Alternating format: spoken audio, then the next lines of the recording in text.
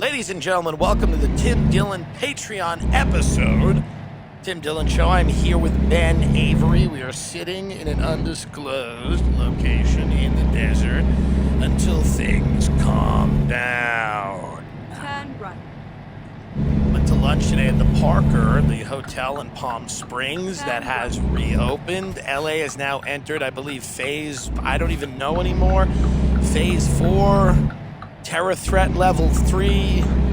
We're in the red phase. I mean, we're right back to after 9/11. We're right back there with phases and color-coded warnings. And we're at a 25% opening. And I mean, could this have been handled?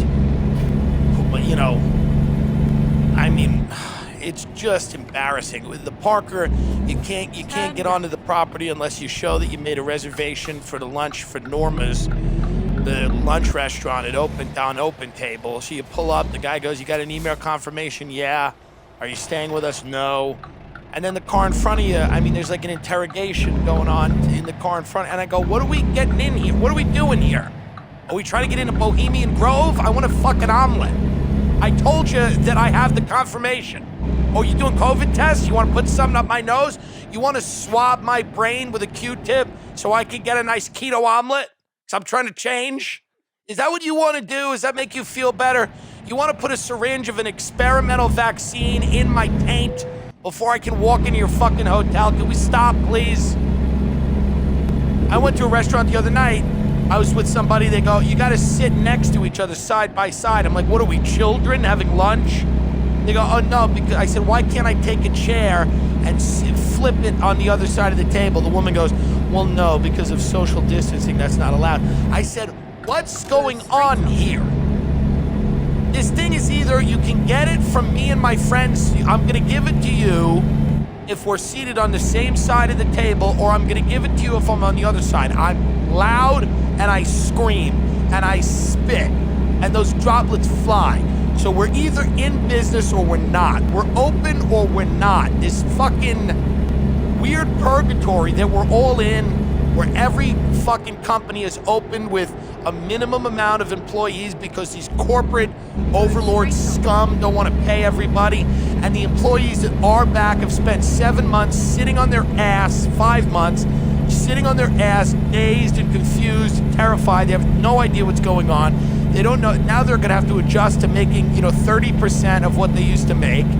And they're out of practice. Nobody knows how to perform a task efficiently. So you're talking to a bunch of zombies out there, a bunch of COVID zombies who don't know what's going on. And then I tried to get into the Apple store the other day. They treated it like I was trying to get to the headquarters of the Mossad. I said, "I just want a MacBook." They said, "Do you have an appointment?" I said, "For Christ, no. I want a MacBook." They go, "Well, you can make an appointment and come back." I said, "This is an impulse buy. Remember me and you?" I'm like, I don't need a $2,000 MacBook. It's a dumb move. I wanted to do sketches on the road. We don't need it. We could go find something much cheaper that would be fine. I just wanted to upload things and blah, blah, blah. It's an impulse buy. It's a stupid buy. I just think it'd be a good idea. So now there's no impulse buy. You actually have time to think about the shit that you don't need and now won't buy. Because you go, "I don't need this." You go home, you go, I don't need, it's jerking off before you meet somebody. You go, "Oh, there's no point now. I don't need to listen to the fact that you majored in marketing and you're not as close with your sister as you used to be. I don't need that. The poison's out." So if I drive back 10 miles to my house, I don't even Google the MacBook anymore. I just go, fuck it, everyone will deal with the quality that we currently have. And it'll take us longer and it'll give me something to get angry about. But COVID has destroyed the idea of the impulse buy, the stupid American impulse buy, the rage-filled purchase, which is what a lot of purchases are. People are enraged for whatever reason and think that something they buy is going to help them. And with COVID, we can't have that. Everybody's got to sit back and really be contemplative about what they buy. And by the way, you want to talk about a death knell for this economy? It's thinking before you act. If you think before you act, this economy will collapse. If you have a moment to consider what that cruise is going to be like, you're not taking it. But if you just like an idiot, just say, fuck it, I'm impulsive, I want to do it, and you just do it. You're in Norma's, and the food there is good. It's a place, it's like a see and be seen place in Palm Springs. I don't give a fuck, you know? The reason I like the Beverly Hills hotels, it's like the food is good. If the food's not good, I don't care. I'm not living to be seen. I like the audio medium. I love audio. I don't watch any podcast. Oh, when's the Patreon gonna have video? Shut up! What do you not know what I look like? What do you think I'm selling my looks? What are you, nuts? My face looks like somebody took a fucking Brillo pad to it. I have horrible Irish skin. It's translucent. And it's blotchy and red. And you get it. I have hair that's graying. Thank God I still have it. I mean, what do you need to see here? If I listen to a podcast, if I listen to a podcast, like sometimes I want to listen to experts, smart people, but I don't need to see them. So if I want to listen to smart people who know their shit and have done their research, like the other night I listened to Candace Owens on Ben Shapiro. And if I put it on the counter and I put it play on the YouTube and I just go to bed and I'm 10 minutes in, I'm out. I fall asleep to a podcast. Well, you know, Candace, I've grown up in California my entire life. You know, I've grown up in Sherman Oaks my entire life, and now that LA's a shithole. LA's a shithole, and it's becoming a shithole, and I go to sleep to horror every night. I used to fall asleep to Alex Jones. Every night I would fall asleep to Alex Jones. That was my version of that rain app they're always trying to sell. Soft rain puts you to sleep. It's always like, relaxer. Do you need to relax? How about the winds of autumn? Well, my winds of autumn, well, you gotta buy the fish oil. You gotta buy the colloidal silver. That was my winds of autumn, was Alex Jones telling me that I needed to protect myself against a globalist invasion of my own body that they were doing with you know, fluoride in the water. And that was what I'd fall asleep to. But it's an audio medium. I prefer audio. So I don't care about like hotshot Hollywood place. I get that listen, everybody in Hollywood should be hot. You should look a certain way. I have an aesthetic that's built for the Northeast. This is just really a Northeastern aesthetic. I look really good in Boston. In a Dunkin' Donuts, in a town 10 minutes outside of Boston, I look like I should be there. But at some of these LA spots, I don't, but I'm there for the food. And the park has got killer food. And the Beverly Hills Hotel has killer food. I mean, good food. It's not cheap, but it's good. And the portions are actually big. That's another thing that's rare for LA. Usually it's you know, rabbit food. Even on the Parker menu, there's a section that says rabbit food, but it's actually good food. And it's actually fairly, you know, decently priced for what you get. There's a $1,000 omelet on the menu over there, and this is it comes out of New York City, of course. There's a restaurant called Norma's that has a $1,000 omelet, and inside the omelet is lobster, chives, cream, probably little truffles, and then on top of the omelet is $650 worth of caviar, Wisteria caviar. And you can get this at the Parker for $100, the smaller version. I don't get that. I get a crab salad and some other bullshit, a burger, lettuce wrap. But it's so funny because it's called the $1 zillion frittata. You know, does anybody think we have an income inequality problem in this country? I don't. Do you? They call it the $1 zillion frittata. Okay. How many people are on the verge of eviction here? The $1 zillion frittata. Okay? It makes you want to put on a black Antifa outfit, which they are slimming, and it makes you want to just run in there and start lobbing off heads. But and it's just such a fucking pointless. Nothing on a plate should be $1,000 ever. And I'm a fan of expensive food. I don't care about expensive clothes, but I do like good food, and nothing should be a G. Nothing. But if you buy a ton of shellfish, you know, in a nice steakhouse, you with 6 or 8 people, that might run you $400. But $1,000 for anything on a plate is fucking absurd. And you know what it is you get all these people that go out there that want to impress other people at their table and they buy the $1,000. But the truth is nobody would know it's a grand. You have to bring it up. Like you have to tell the whole table it's a G. You have to like stop someone's conversation. Go, so the omelet I ordered for everyone, you know. Did you look at the menu? And they go, no, what? Yeah, it sounds good, lobster in the omelet. No. Here's caviar. Oh, yeah. Caviar's cool, man. Thanks for it. No. Shut up. Look, it's $1,000. I'm spending a G here. And they go, oh my God, Graham, you didn't have to do that. Yes, I do. I have a medium-sized penis. And I don't get my trust fund for another 3 years. But I have enough money to buy this omelet. But you need to know it's $1,000. You need to know it's $1,000. So of course, while we're sitting there eating lunch, Ben was hunting QAnon. He was hunting the real source of QAnon. Every now and then, Ben disappears into a hole during lunch, and he'll pop up just a little bit closer to QAnon, just a few feet down the road on the way to QAnon. Because it is a curiosity. I tend to believe that the fingerprints of QAnon are somewhere in the White House. I believe that. That doesn't justify what QAnon's saying. Some of it is true. Some of it is indisputably true, and we've talked about it on the show. Much of it is not true. And I mean, Ben and I'm going to let Ben take it a little bit from here because Ben has done a lot of research into who is Q. I tend to believe it's an ex-military or intelligence guy that was put up to this by somebody like a Steve Bannon or somebody in the White House.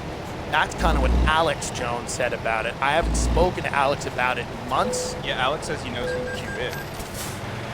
Whenever he was supposed to reveal it on the board. Yeah, but he didn't reveal it.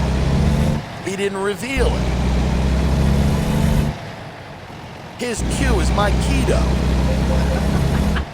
Now, tell us a little bit about what's going on. This is an article with the ABC News, by the way. Yeah, this was in the cover. I'm getting a lot of press requests right now, and I'm not answering any of them because the press is scum. It's one of the things that Trump's 100% right about. You know, listen, the guy that wrote that article about Loose Change, that film, I didn't really talk about this. It was a guy from Esquire. He called me because I'm a big fan. This is what everybody says. You're a big fan. Maybe he is a fan. And I'm not really angry at the guy. I'm annoyed because he wrote an article, and the article is a comprehensive history of loose change and the seeds it planted in our politics. He tried to draw a line from loose change to QAnon in the article. It was a sloppy line, and it wasn't really well done. What he was saying is that Loose Change, the film that came out, I believe, in 2007, which of course was about 9/11. It was about, started 2005. So Loose Change came out April 13th, 2005. It was made by Dillon. He was a 21-year-old amateur filmmaker. Loose Change was a documentary that posited a radical thesis, and this is out of the Esquire article, and then I'm paraphrasing here, but basically it's like, what if 9/11 was, we were not getting the full story of 9/11, that this was either an inside job or there was a massive cover-up. We all remember Loose Change, okay?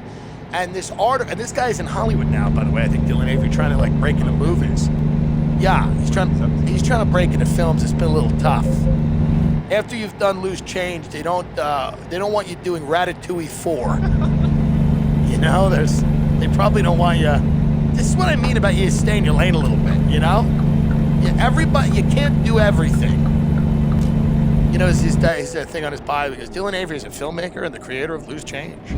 At the age of 21, he had taken a few $1,000s in a compact Rosario to make a documentary series which would be labeled the first internet blockbuster by Vanity Fair. And The Gone with the Wind of Conspiracy by Alec Baldwin. He has directed and edited, and by the way, he's directed and edited music videos, blah, blah, blah. Here's the thing. It's successful people can say whatever they want about you. It doesn't mean you're ever going to work. That's what you learn. He's like, Alec Baldwin called it, well, let him produce something you're doing. Call him.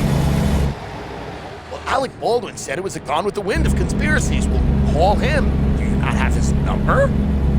Are you not close? That's what I love about people just quote celebrities in their bios. Yeah, we'll call them. What do you need us for?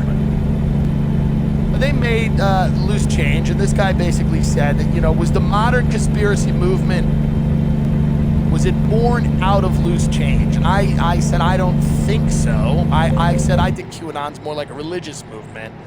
But I will say, I granted him this, the writer of the Esquire piece. Let's get his name up. John McDermott. Pull him up. Pull this guy up here. He's probably not a bad guy, but I didn't agree with the thesis. I said, I don't. Here's where I gave him, I met him halfway. I said, the way that Loose Change was produced, with the music, it was like a thriller. It was a conspiracy movie, but it was, it moved. It didn't lose your interest. You weren't bored. It wasn't one of these things about the Kennedy assassination that droned on for hours and people lost interest. This was a really well-made film made for the internet and for people's sensibilities, right? It was quick, and you were like, you were intrigued, and it was like political thriller / conspiracy. It was what JFK was, except made for the internet. But the article was more that it laid groundwork for conspiracy today. Now, what all of these journalists failed to do, by the way, what any of them failed to do, is this is their problem. This is their major blind spot. They have a massive blind spot. They don't grant the proponents of conspiracy theories anything meaningful.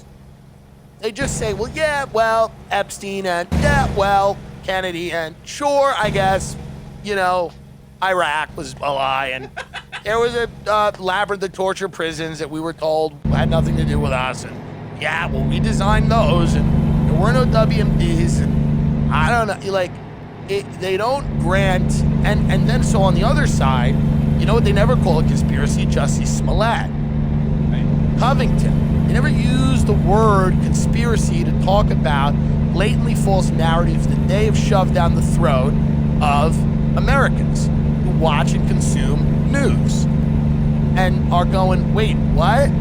This guy claimed he was attacked by MAGA hat-wearing people in Chicago at 2 a.m. and they beat him with his own Subway sandwich? Or these white kids at a pro-life march went and attacked a peaceful Native American? And then we find the facts, but those are never conspiracy. Those are, we got it wrong.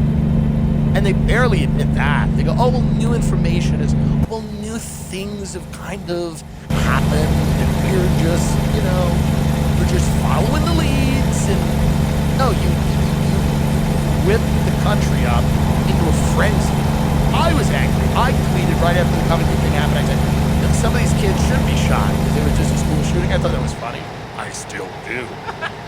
But then I realized that, the wool was pulled over my eyes, and I reacted too quickly, even just tweeting. I wasn't like, find the kid. You remember Kathy Griffin, all these people, find them, find his parents, where do they live, dox them, get them. I was never going to do that.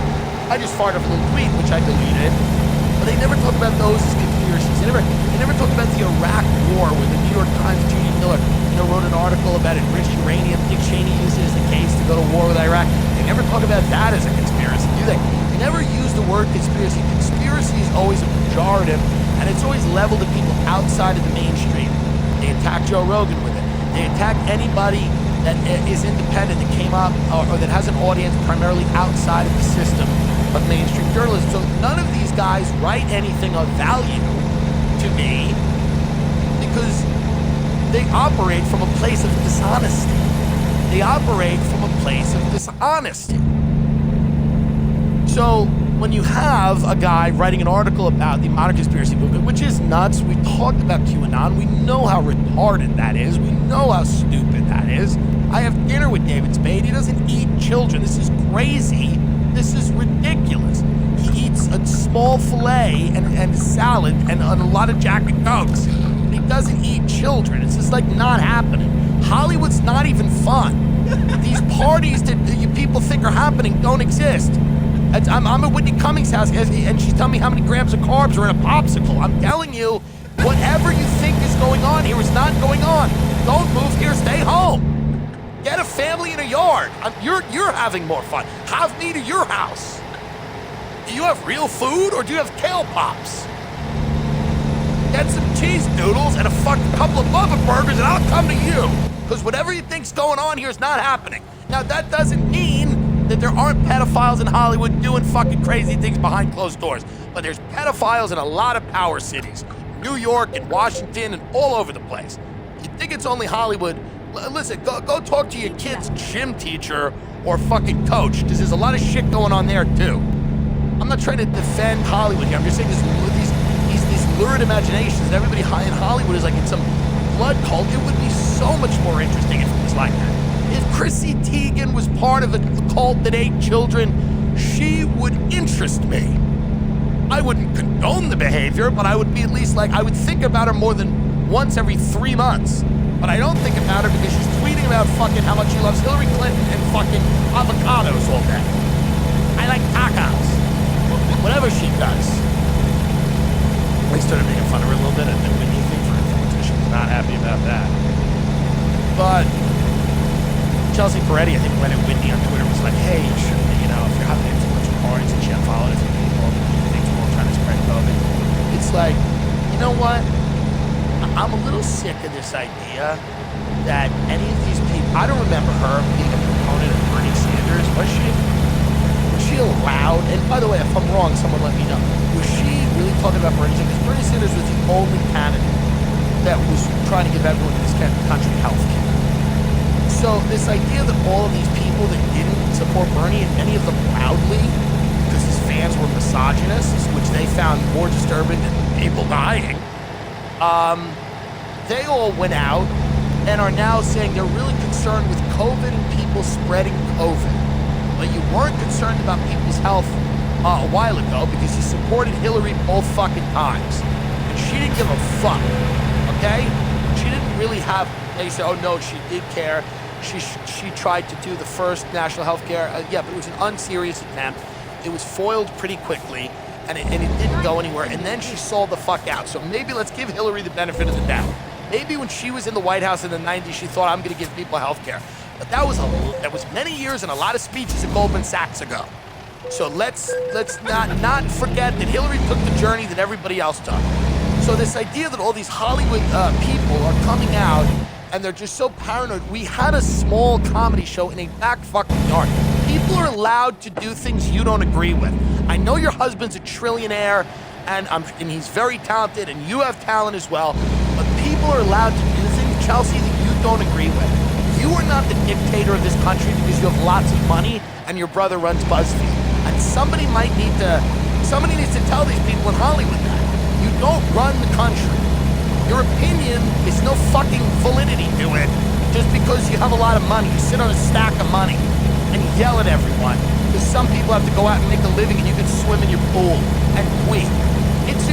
These are children. These are ridiculous children. I'm a little sick of this. I don't give a fuck about any of these people. I truly don't. Fuck about any of them. I'm on my show. I have a bigger audience than you. Your Twitter's fake. No one cares. You make institutional money.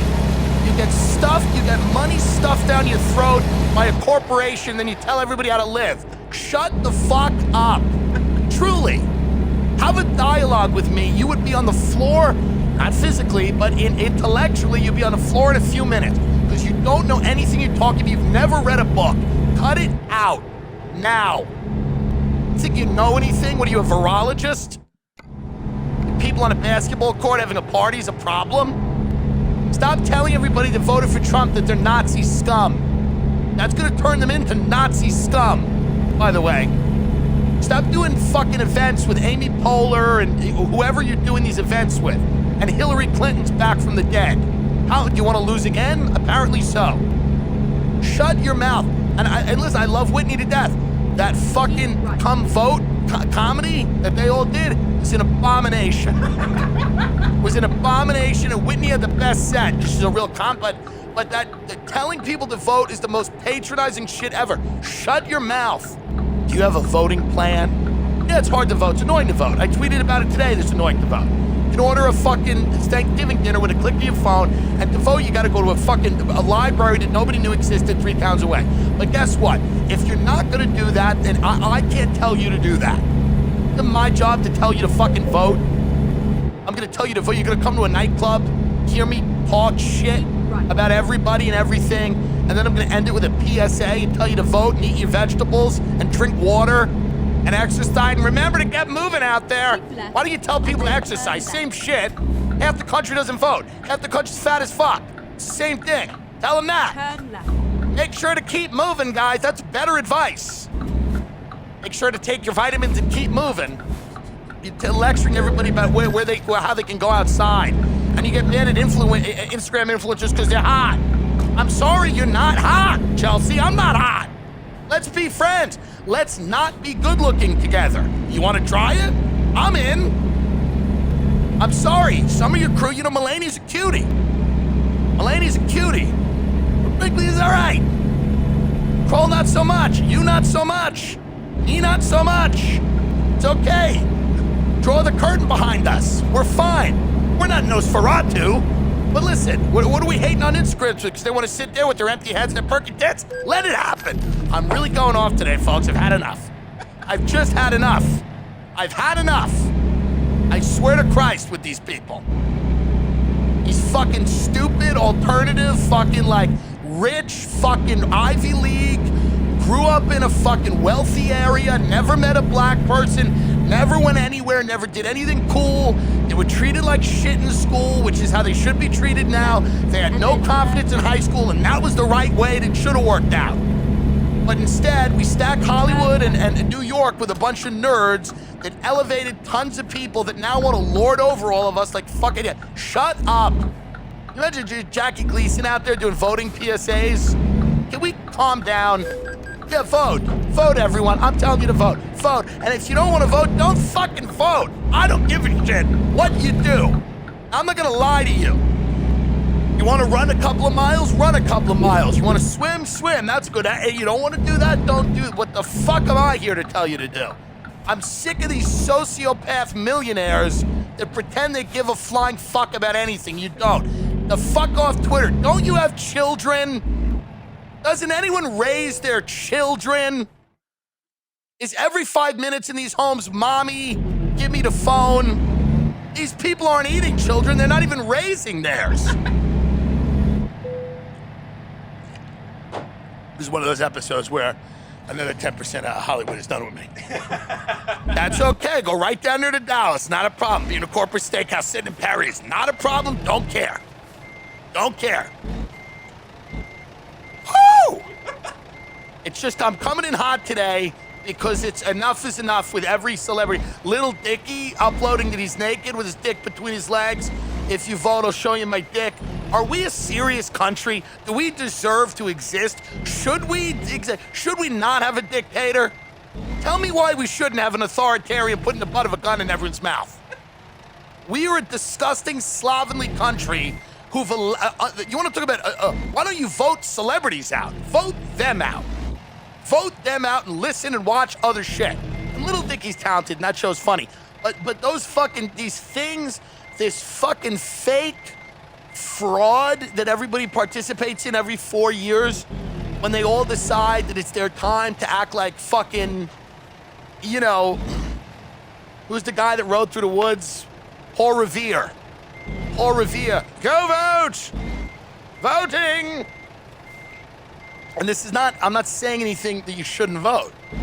You should vote. Local shit's very important. You should vote federally. You should vote and do whatever you want. It's not my fucking job. And it's not my job to tell you what risks you're comfortable with coronavirus. How did this become people's job? How did it become people's job to shame people? These are the same people that were pinning the A on Esther Prynne for the Scarlet Letter. These are the same. I love that these people think they're progressive. You would have been burning witches at the stake. Chelsea Peretti would have been burning people at the stake and talking about how virtuous she was and how much it was needed. And this is the person that just lectures people all day. She tries to destroy Joey Diaz's life because he told a story 7 years ago, and he's got a daughter, and she's trying to take the food out of his daughter's mouth. We all didn't marry a millionaire, Chelsea. Joey didn't marry a millionaire. I'm sorry. I apologize. I'm single. I know that he married you because, you know, you're hot or whatever in his eyes.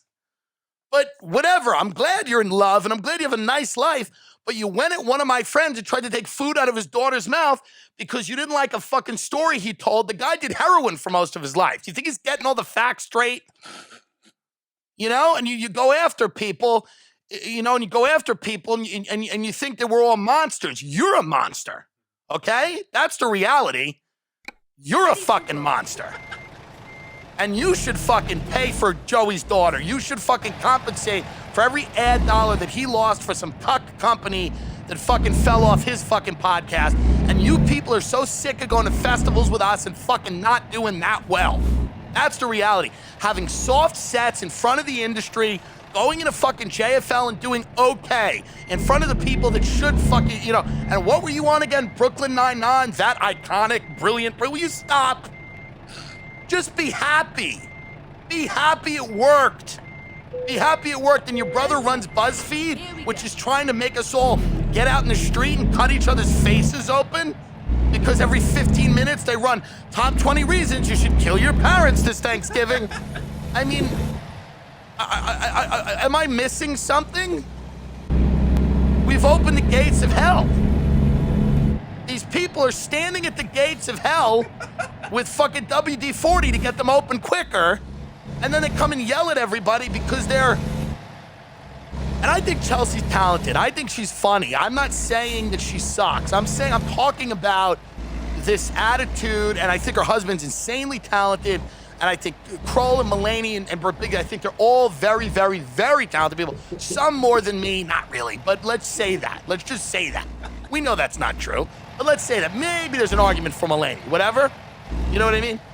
But it's just, there's a certain unfortunate attitude that is now pervasive, and it is everywhere in this town. And people go at Rogan and they say Rogan's this and Rogan's that. Rogan has done more for comics and asked for less in return than any human being I've ever met. Rogan has done nothing but help people. He's done nothing but put people on. He's done nothing but give people an opportunity to sit there for 2 hours or 3 hours and talk pretty much uninterrupted and get their fucking point of view out there, okay? And the idea that this guy is like a transphobe because he doesn't want a man who's a biological man who's transitioned to start beating a woman to a pulp in a ring. The idea that he somehow doesn't want that and that makes him some kind of devil is how sick we are. Truly. I'm just a little sick of it. Right. I don't want to take that long of an aside to go through it, but I'm just a little sick of it. And this should have been the regular episode, to be quite honest. So don't get mad if we just replay this on the regular episode, because frankly, it should be heard by more people. So if we amputate this chunk and just throw it on the regular episode, don't feel like you got gypped. It just needs to be seen by a wider audience. Back to the Esquire article. Well, my schedule just got cleared up. There's a few parties I wasn't attending anyway that now I definitely... Oh, you can see me in the Beverly Hills Hotel eating pancake taquito. So this lug who writes... That's somewhere your agent might call you and go, hey, how are you doing? Is everything all right? Everything's all right. Folks, you're paying money for this. You might as well get your money's worth, right? Anyway, it's kind of rough to transition now. Keep left and then turn left.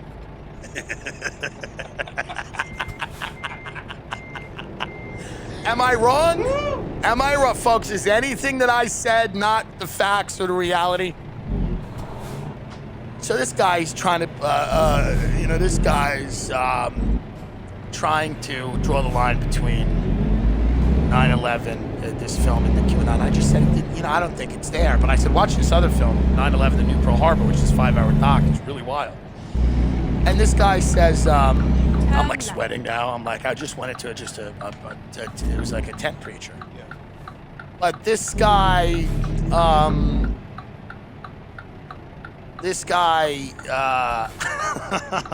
just had an out-of-body experience. I'm trying to focus now on what I'm trying to talk about. And in other news, here's Jane with the weather.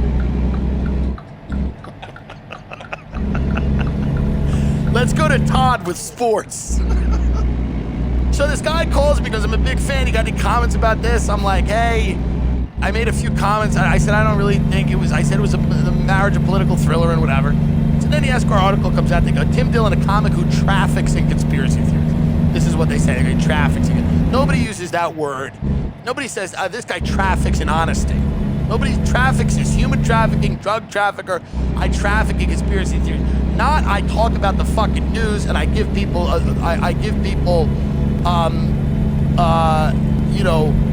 the benefit of the doubt, and I give people both sides a hearing, and I give the conspiracy world a hearing, and I give my own curiosity a hearing. I give space in my head to be a curious person, okay?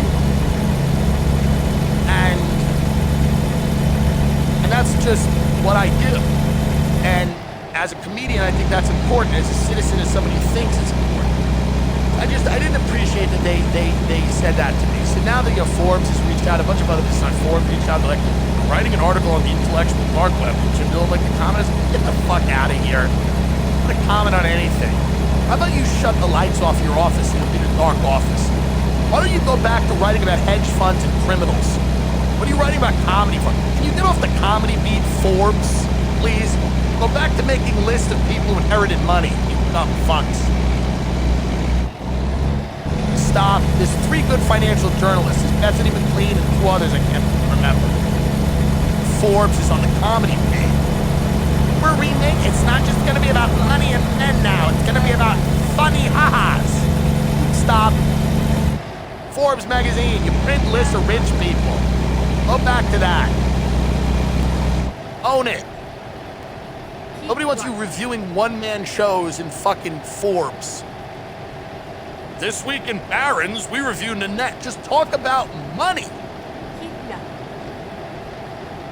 Benjamin, please fill us in. Who is QAnon? Well, we don't know, but we think it might be James Watkins, who started EightChan. It also could be possibly Frederick Brennan, aka Pop. Probably not. More likely Pop. But this guy Watkins is in the Army, right? You want me to give a little background on him? I would love it. So Watkins was in the Army in the 80s. He was hired, I believe, as a computer programmer. He worked in Virginia. He worked for the Army all throughout the 90s. Right after 9/11 in October, he went to the Philippines, and then he started EightChan sometime in like 2000. Okay. Something, 2007, 2015, I can't remember the exact date. I just read this article. 2013, and Brennan helped him create it, right? Yeah. So if all the Q drops are on EightChan, people are saying Watkins can know who this, can put a stop to this at any moment, or he can figure out who this is. So a lot of people think it might be. The article's mostly bullshit. It mostly just talks about QAnon, but I just thought this was... I like that this little dude. Hot Wheels? I like this guy Hot Wheels. Like he's born, he has a real problem. He's in a wheelchair. And he's just causing a little havoc. You know what I mean? Because he's like, I'm not having fun on this planet. I'm going to cause a little havoc. It took like the He's third creator of manifesto. 8chan, right? Yeah. He helped build... He goes, yeah, let's have a little fun. You know, my arms and legs don't work. Let's have a little fun out there. Let's spin the wheels a little bit. Literally and figuratively. See what happens. Watkins looks exactly how you think he'd look. The owner of 8chan. Oh, yeah. I love that. He's the owner of 8chan. You're just going, I'm the owner of 8chan. Mm-hmm. Now it's 8-tune. 8-con. Yeah, 8-con, sorry. Whatever. Oh boy. So you're saying that Watkins, I'm chewing ice here. I don't know. I brought up a theory to you that he might be intelligent because his mother worked for Boeing. He was in Virginia for a long time. I don't know, you leave 3 weeks to the Philippines after 9/11. Yeah, it's always a good sign. Real patriot, huh? Right. Real patriot. Let me desert my country in its hour of need. Head over to the Philippines. So Brennan says, we're seeing EightChan kind of morphing away from white supremacy and neo-Nazism and into QAnonism, Brennan told ABC News this week. And Watkins fully endorses that. He's totally back in Q. Brennan has left EightChan, by the way. He's no longer affiliated after the third manifesto was posted. Creative differences. But he's gone now because he said too much again. He said, I want to be responsible. Right. So we're thinking that what you were saying is very interesting. Watkins definitely knows QAnon's IP address, right? Oh, 100%. Because you set up an account. Or at the very least could put a stop to it, but he's probably in communication with this person doing the Q drops. You think is it one person doing the Q drops? I haven't really looked into it. Could be a team of people. I mean, it's right, but I mean, is it coming from one place over and over again? Yeah, it's one guy. Yeah. So who knows? I would totally forgive Chelsea Peretti if she said, Get ready to turn right. I've been doing QAnon for the last 3 years. I'd go, dude, you're cool. Turn right. If she said, I've been just doing all those Q drops. That's me. All these weird, like all these older paleo conservatives, they all have the same look. Like this guy, Steve Bannon. They all have the weird look. Remember the history teacher in your school that was a little too conservative? Oh, yeah. Was always a guy. Mine was named, what was his name? Mr. Coronado or something? Mr. Corrado. Mr. Corrado, like Corrado Soprano. Mr. Corrado. He's a little too conservative. He couldn't really let it out, but every now and then he'd let it out, you know? Roll his eyes, you know, when he talked about Gettysburg. Keep right, and then turn right. All right, well, I guess we have to do this. He's a little too conservative. Turn right. Tom Rydell, NY Technology Inc.'s current president, told the digital site Splinter in 2016 that Watkins was a porn pioneer who figured out a loophole in Japanese censorship rules. Adult material in Japan has to be censored, but Japanese people could access content that resides outside of Japan. Bingo. This guy Watkins, very smart, free speech, free content. I mean, that's why I guess he's living in the Philippines. Now, the Philippines, other than having a huge child porn and human trafficking problem, I guess, what do they just not have regulations? Is why do people want to host things out of the Philippines? Well, you know who runs the Philippines is that Bolt, Iglesia de Cristo. Iglesia de Cristo, yeah, but I don't think they're getting behind this European shit, right? I don't know, man. I don't think kids. I mean, no, I mean I don't know, but I could be wrong. But I mean I don't think they're co-signing that shit. Yeah, I don't know. Is that just where they have all the honeypots basically for like posting the CP and like having black people? I don't know. I know that it's run by Rodrigo Duterte. He said that, you know, it's like a military junta over there. I mean, you know, they just execute drug addicts in the streets and everything.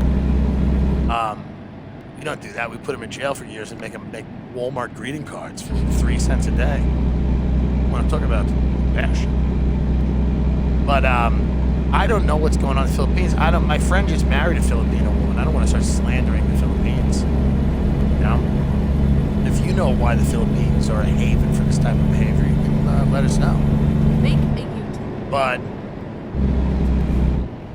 so Brennan says Watkins is senile, most likely, in his older age. This is how senile can you be though and run something like this? I guess pretty senile, right? Well, I guess Brennan built EightChan, now EightChan, right? Can we get Brennan on the show? Probably. We probably could get Hot Wheels. It'd be very interesting to talk to some of these people that have really created this, you know, other region of the internet. Responsible for hundreds of deaths and, I mean, sure. God knows what else. But also some funny jokes. Not trying to, I'm just saying. You know what's also responsible for hundreds of deaths? Some of the gun manufacturers. I mean, listen, if we're gonna say free speech is the problem, and you know, there's certainly an argument about, you know, when that carries into like, you know, menacing or threatening behavior or whatever. But no, I don't know. It's just throughout history, people just love killing each other. It just seems to be a theme. It's an seems to be a theme. We can't all, be as evolved as me and just go on a podcast and try to lay waste to our enemies. Some people have to pick up the guns and get it popping. Oh, and clap something. My favorite word out of rap music for killing people is I like clap, and I also like murk. You can murk someone, or you can go out and clap them. What is murk, like sneaky, like you sneak in their house at night? I think it just means kill. You get murked, you got killed. Get clapped, you got killed. I'd like to talk to this guy, Brennan. There's another guy who did like this fucking really crazy thing. I forget the name of the app. Somebody offered me up.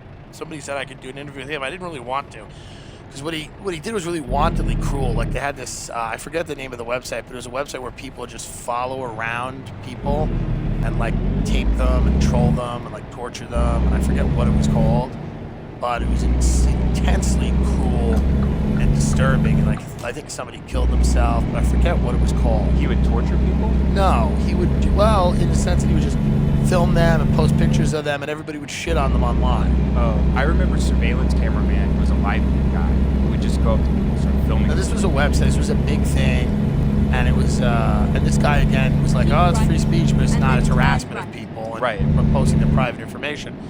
But it was like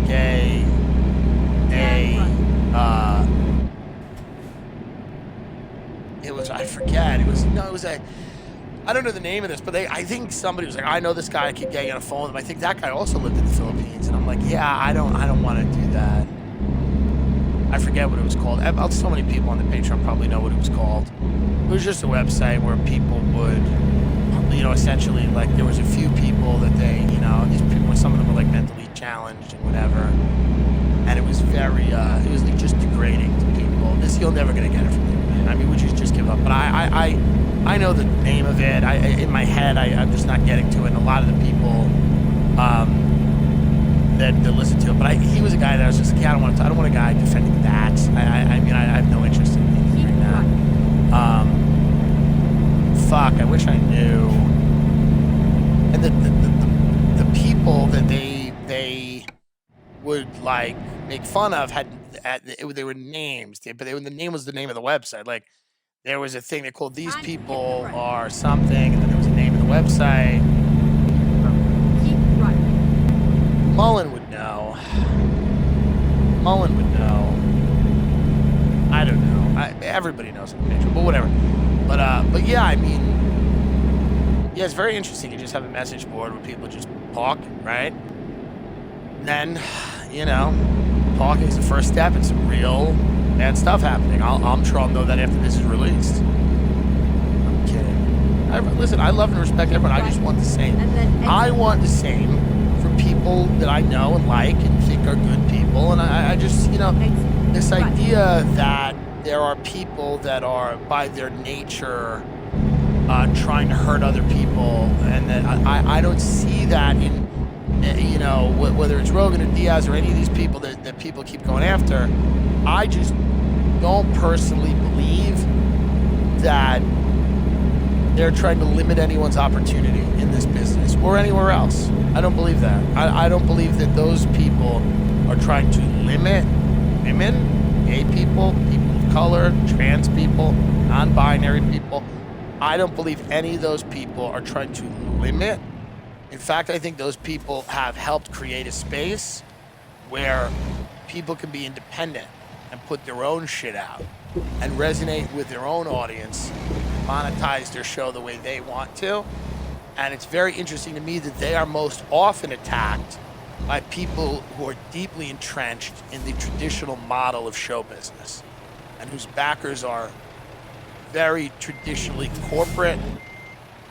We're talking about conglomerates, we're talking about billion-dollar companies. And these people, a lot of the people are in business with billion-dollar companies, and that is how they've made their money. And then they go after people that have built things on their own on the internet. I don't think it's all about content. I don't think it's all about, I don't think, anybody from Chelsea to anyone, Handler, Preddy, anybody who has a disagreement with me can come on the show, and I will absolutely, I wouldn't yell at them or whatever. They'd yell at me probably. I would absolutely respectfully discuss with them why I think they're wrong and why I think you shouldn't continually patronize the American people. Why I think it's a bad idea. Why I think Hollywood celebrities should perform the roles and functions that people know them for. And that it would actually help. The world that they want is certainly, I think, more attainable if they pipe down a little bit. I think people are sick of it. I think people are going to make their own decisions. And I don't mean that you shouldn't get involved in real activism and put real money behind real causes and help real people. But, nobody talks about Janine Garofalo. Janine Garofalo was talking about fucking Halliburton and Dick Cheney and all these, and nobody cared.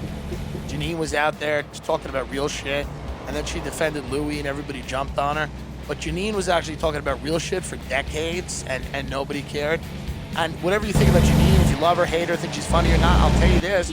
Janine was out there on stage talking about war in times it was very, very tough to broach that topic on the stage of a comedy club or an all-room or theater. Janine was doing it and talking about real shit. And to me, again, I'm not here to tell you to vote. I said, if you want to vote, you should vote. If you don't want to vote, don't vote. That's the way I feel about it. It's not my job to tell you about. How insane would that be if I had to tell you to vote or to not vote? How crazy a country, how fallen a society to tell you to have to tell you to vote. Do I tell you to wash your ass or brush your teeth? Maybe you don't want to wash your ass. Maybe you go, I don't need to wash my ass. Don't affect me. Why should I tell you to wash your ass? It's not my job. And I just feel like we're at a point in this country where the attack dogs are out. People want to ruin other people's careers. People want to talk about people and say that they are homophobic, racist, they are transphobic, they support racism, which is what Andy Kindler said about Joe Rogan. It's the stupidest thing ever, that Andy Kindler's tweeting unfollow me. And it's like, okay. I also remember, I got off stage at JFL and Andy Kindler told me how funny I was with his wife or whoever, some woman was with him. But I mean, again, it's like, it's just fine because whatever, you're entitled to not like me and publicly disparage me. That's great. You're entitled to do that. That's fine. But like, it's just funny to me to say that somebody supports racism because Joe has had people on his show that have held opinions that people might find racist, And by the way, if you agree with critical race theory, every white person's racist. So anybody interviewing a white person is supporting racism, okay? And because I'm sure I had a few conversations with whites. I'm sure if we went to those alternative comedy rooms in LA, we could find some whites. Is everybody there perfect? Is everyone there? And when Rogan interviews people, he challenges them. I mean, Rogan challenged Ben Shapiro on gay marriage. He challenged Sam Harris when Sam Harris was saying that Iraq war casualties were different than other casualties because of intent. Rogan's like, wait a minute, hold on, walk that out for me. When Sam Harris was going at Abby Martin, so there's just this whole idea, and it's bigger than anybody, right? It's not necessarily about Joe. It's not about anybody. It's this idea that nobody hits back, and you just take it, and I'm a little sickened by this, and this idea that we're just going to let a group of people tell everybody how they're going to live, and who they're allowed to talk to, and when they're allowed to leave their house, and what risks they should take with their own health, and what movies and books they're allowed to watch and see, and what comedians should be platformed, and what speakers should be platformed, and who shouldn't be, and who should be, and it's a group of people, many of them in tech, many of them in Hollywood, that are so completely divorced from the day-to-day needs of working people who have not had health insurance, who have not had any fucking support from this government, federal, state, local, whatever, for decades. They have been thrown to the street. Their schools are fucking underfunded. Their streets look like shit. They're full of potholes. Their communities are broken down. They are absorbing more immigrants than they can handle. They themselves are impoverished. They themselves are unable to get a knee operation. They can't get adequate mental health care. Many of these people have served in Iraq. Many of these people have served the country in many other ways. A lot of these people may be first responders or people like that. And these people are constantly called Yahoo racists that are neo-Nazis. They're called scum. They're told because they go to church that they hate gay people, which may be true, may not be. They're told that they want to, resegregate, lunch counters and busing and all this shit. And, it's a little, to me, it's a little frustrating. I never say that word, frustrating. I always say fuss. People say, no, it's frustrating. To me, it's a little, I get a little sick of it when I see that. And not that I'm some champion of the downtrodden or whatever. I find them repulsive. I've been very open about that. I think they're grotesque. I mean, anybody with any problem in this country, including members of my own family, I don't ever want to hear from. Any issue you have, call someone else. But, no, I'm kidding. Not really. But what I'm saying is that this idea that anybody that voted for Trump is an evil, racist piece of human shit, and everybody that disagrees with you is garbage. And if people are willing to talk to people that disagree with you, they're garbage. And people are limiting the opportunities of women and people of color, and they're doing it for how? By having a podcast? By not booking anything and not putting together a show and not working with the industry? And well, how are they limiting people's opportunities? Or do you really not believe that? Are you just vengeful? Do you just want to hurt people? Okay, well, admit that you want to hurt people. You don't think you're correcting anything. You're trying to hurt people. You don't want Kevin Hart hosting the Oscars because you want to hurt him. You want to shame him. This is what you want to do. That's how you get off. Well, that's a question of your own talent. Keep right. That's a question of your own talent. Because if you cannot be fulfilled and sustained by your talent and your intellect, that is sad. It's unfortunate. And if the only way that you can have relevance is by attacking people and trying to destroy their livelihoods, then I feel sorry for you. Truly, I feel sorry for you. And the fact that my business has become overrun with those types of people, and they feel that is the quickest route to success, and they feel that is how they're going to get attention, and that is how and they will. You'll get your job. You'll get your writing job. You'll get your writing job. You get your $120,000 a year, and you live in a little box, and you'll get to go to the virtual Emmys when, because no one can leave their home. And maybe you even win a little award that you could put next to your fucking bed that you die in because no one cares. No one cares. You've erected a system that serves only the needs of a small group of people. Nobody fucking cares. So you can play the game. I see these ugly motherfuckers on Twitter playing a game, and I'm not going to Chelsea. I'm just saying, I see these motherfuckers tweeting all day the right opinions, and I'm like, man, your head looks like a block of ice. You're not going to be the Hollywood it kid. You're not. They'll shove a little money up your ass to let you in a writer's room, but they're not putting, nobody's paying money to see your puss. So they're not putting you on the front of the magazine covers. Cut it out. Die with a little dignity. As they say in Thinner, die clean. Stephen King's Thinner. Yes. Die clean, white man, die clean. Well, this episode took a little trip I didn't know it was going to take. But I really, but how am I defending influencers? How have we gotten to the point in 2020 that I'm defending doing comedy for influencers in a backyard? You know why? Freedom. That's why. There's a little something I like.